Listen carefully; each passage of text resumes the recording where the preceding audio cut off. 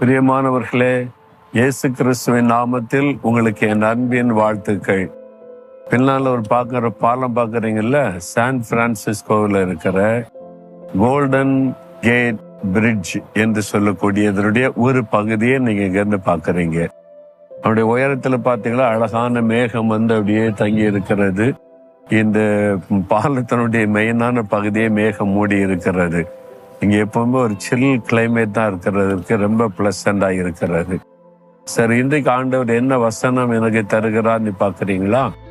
நீதிமொழிகள் 10ஆம் அதிகாரம் 6ஆம் வசனத்துல, நீதிமானுடைய சிரசின் மேல் ஆசீர்வாதங்கள் தங்கும்.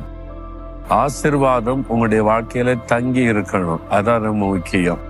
இங்க பாருங்க, இந்த மேகம் வந்து அங்க தங்கி இருக்குது, எப்பவுமே இருக்காது. கொஞ்ச நேரத்துல அந்த மேகம் விலகி போய்விடும்.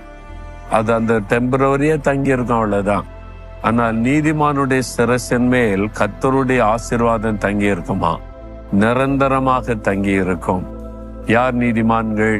நீங்க நீதிமானா இருந்தா உங்க வாழ்க்கையில கர்த்தருடைய ஆசீர்வாதம் நிரந்தரமாய் தங்கி இருக்கும், நிலைத்திருக்கும் என்று அந்த ஆண்டவர் வாக்கு கொடுக்கிறார். அது ஆண்டவருடைய விருப்பம். உங்களை எப்பொழுதும் ஆசீர்வாதமாய் வைத்திருக்கணும்னு கர்த்தர் விரும்புகிறார்.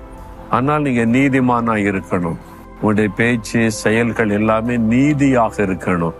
அநீதியான பேச்சுகள், அநீதியான செயல்கள், இந்த காரியத்தை செய்கிறவனுடைய வாழ்க்கையில ஆசீர்வாதம் தங்கி இருக்காது. அந்த ஆசீர்வாதம் வர்ற மாதிரி தெரியும், ஆனால் போய்விடும். பாருங்களேன், அரசியல்வாதிகள் அநியாயமா சம்பாதித்து அநீதியா சம்பாதித்ததுனால அந்த ஆசீர்வாதம் தங்கல. அவமான, நிந்தை, கோர்ட்டுக்கும் இதுக்கு அலைந்து கொண்டு இருக்கிறத நம்ம பார்க்கிறோம்ல. அந்த நீதி நேர்மையாக நடக்கிறவனுடைய வாழ்க்கையில என்றைக்குமே ஆசீர்வாதம் தங்கி இருக்கும். யார் அந்த நீதிமான்கள் என்றால், இயேசு கிறிஸ்துவின் ரத்தத்தினால் மீட்கப்பட்ட கர்த்தருடைய பிள்ளைகள் தான் நீதிமான்கள். நீங்க அவருடைய ரத்தத்தினால் கழுவப்பட்ட ஒரு அனுபவத்தோடு இருந்தா நீதிமான்கள் என்ற அனுபவத்தை உடையவர்கள். என்றால் நாம் பாவத்திற்கு செத்து நீதிக்கு பிழைக்கும்படி பாவிகளாய் இருக்கிற நம்மை நீதிமான்களாய் மாற்றத்தான் இயேசு சிலுவையில தன்னுடைய ரத்தத்தை சிந்தி கொடுத்தார்.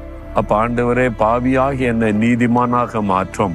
நான் என்றைக்கு ஒரு நீதி நேர்மையோடு நடந்து கொள்ளுகிற இருதயத்தை தாரோன்னு கேளுங்க. உங்க வாழ்க்கையில எப்பவுமே ஆசீர்வாதம் தங்கி இருக்கும். ஆசீர்வாதம் வருது போகுது, நிரந்தரமா இல்லாம கஷ்டப்படுறீங்களா? உங்களுடைய உள்ளத்தை சோதித்து பார்த்து நீதிமானாய் வாழ்வதற்கு அர்ப்பணித்துக் கொள்ளுங்க. ஆசீர்வாதம் தங்கி இருப்பதை காண்பீங்க. ஆண்டவரே, பாவியாகி என்னை நீதிமானாய் மாற்ற சிலுவையில ரத்தம் சிந்தினீர். உம்முடைய ரத்தத்தினால் கழுவி என்னை நீதிமானாக ஆசீர்வதியும். நிரந்தரமாக ஆசீர்வாதம் தங்கி இருக்க செய்யும். இயேசுவின் நாமத்தில் ஜெபிக்கிறோம் பிதாவே. ஆமேன், ஆமேன்.